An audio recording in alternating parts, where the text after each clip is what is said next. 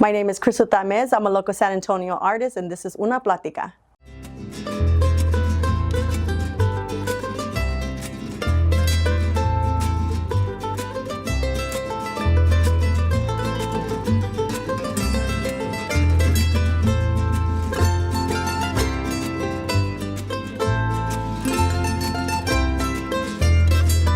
Una Plática. Una Plática. Es Una Plática. Say Plática. Una Plática. Una Plática.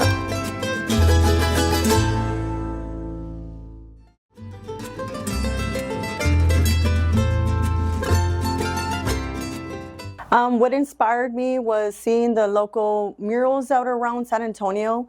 I used to drive by them with my mother here in the West Side, and when we would drive by, I'd be like, oh my God, look at that mural right there. So that's kind of how I got my first interest, and then just receiving paños from family members and envelopes that I would redraw them and send them back. And also your local, not local, California lowrider magazines. I used to get the lowrider art magazines, so I would always redraw them, and then I would submit art in the lowrider magazines as well.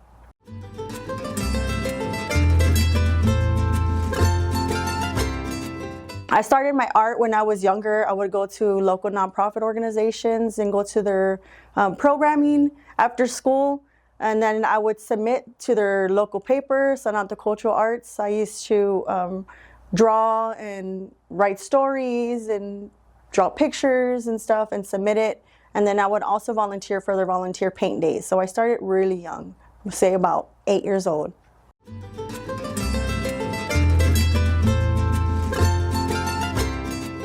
I do consider myself a Chicana artist. I do paint a lot of murals here in San Antonio. I do also work with organizations that are culturally based. So I'm always a part of a movement that helps our raza, helps our people. So yes, I am definitely a Chicana.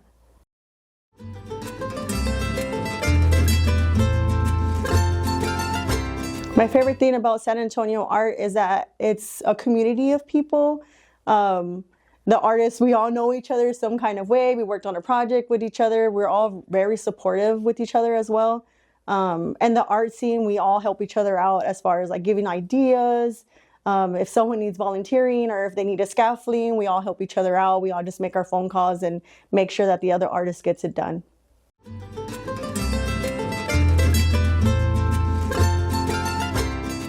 Oh yes, definitely. It gets other people and other cultures exposure to our culture and our inner thoughts. I did help one time with an altar with Centro before. And my whole family came out. They were so happy. It was for the Day of the Dead. It was for my uncle and my cousin. And people were able to see something that came from my heart.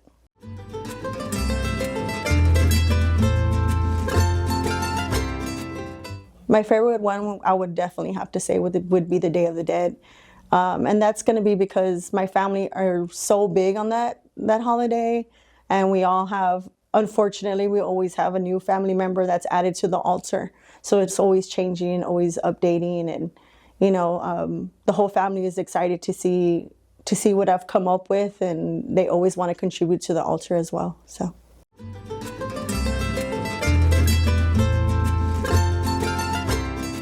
What change or impact? So I've worked with other organizations that paint murals a lot, and so I've always been able to paint in different styles and help other artists with their work, but I haven't found necessarily my style yet. So my work is very seasonal. I change it depending on my emotions or what I'm going through in life. I would like to stay with a specific style, so if people saw my work on the streets, they're like, oh, that's Crystal. Because I've restored a lot of murals too, it doesn't help me with my personal work in a way, because I could paint in different styles. I still haven't found my own voice yet, or style.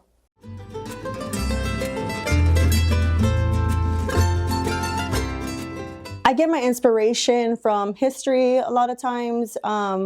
If I'm being called for a mural, I'll go and look at the area. I consider myself also a historian. A lot of us artists are historians because we know a lot of information with the surrounding area of wherever we paint our mural. So I find a lot of inspiration with our history, not just with my culture, but with the area that I live in. And then I am also inspired by my local artists here in San Antonio. Like I said, we're tight knit. So I'm very inspired by the other artists that are around me.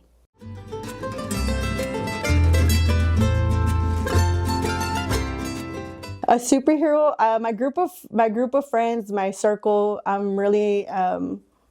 really look up to them because they're always growing and doing bigger things, and we're always like, they're very inspirational. So for me, that would be a superhero. Hero would be Rudy Herrera, Mario Rodriguez, Marco Vargas.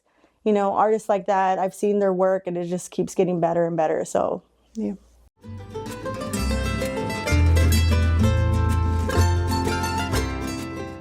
I would say you got to start somewhere. Don't be too hard on yourself.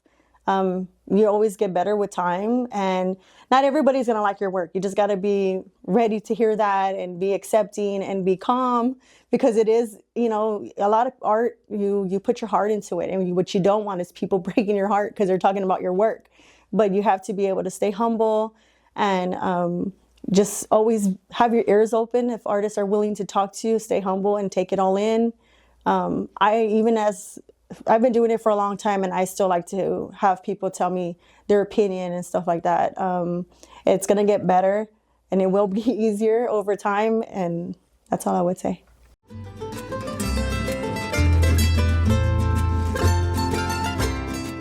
So the pieces that I brought today, they're a part of a collection that I did. It's called the Pixie Collection. The Pixie Collection is based off of myself. I do like to wear wigs. I haven't worn them in a while. My hair is too long. But when my hair is shorter, I wear wigs and I name them.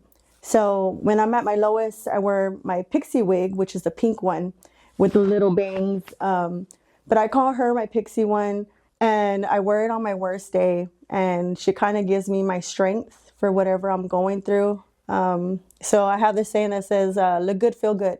So when I wear it, I kind of turn into this different person where I don't feel so sad or so depressed. So my images are based off of my pixie wig in my collection. So I've been painting murals for a long time with the organization, and they do community murals. So I've always done that forever with them since I was 8 years old, volunteering till now. I'm actually employed there. But we paint these murals. We get the invoice. We'll get the voices to the community. Start over. You're good. So I've been painting murals for a long time, doing community murals. What we do is we get the input from the community, asking them what they would like to see, touch on issues that are usually kind of forgotten or not spoken about. So I try to do that on my personal work as well.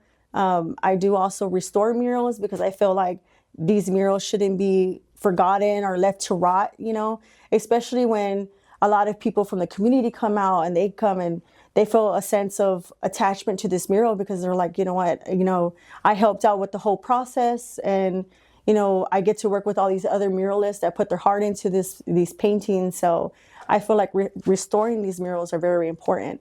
So throughout these years, I've also gained the knowledge of how to restore them, how to redo glass, how to redo mosaics as well, and ceramics.